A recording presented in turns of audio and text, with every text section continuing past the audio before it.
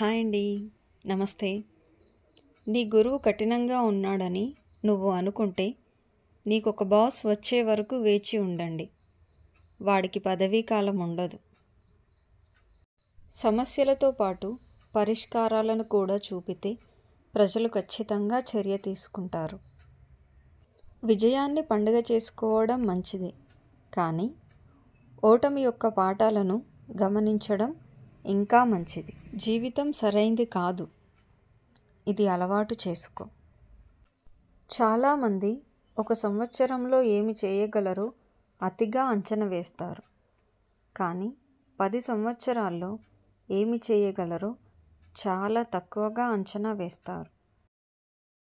ప్రపంచంలోనే ఎవరితోనూ నిన్ను నువ్వు పోల్చుకోకు. అలా చేస్తే నిన్ను నువ్వు అవమానించుకున్నట్లే. ఒక స్థాయిని మించిన తరువాత డబ్బు వల్ల నీకు ఎలాంటి ప్రయోజనం ఉండదు. పెద్దది గెలవడానికి కొన్నిసార్లు నువ్వు పెద్ద రిస్క్ తీసుకోవాల్సి వస్తుంది. చేతిలో డబ్బు ఉంటే నిన్ను నువ్వు మర్చిపోతావు, కానీ నీ చేతిలో డబ్బు లేకపోతే ప్రపంచం నిన్ను మర్చిపోతుంది. పేదవాడిగా పుట్టడం నీ తప్పు కాదు, కానీ నువ్వు పేదవాడిగానే చస్తే అది నీ తప్పే.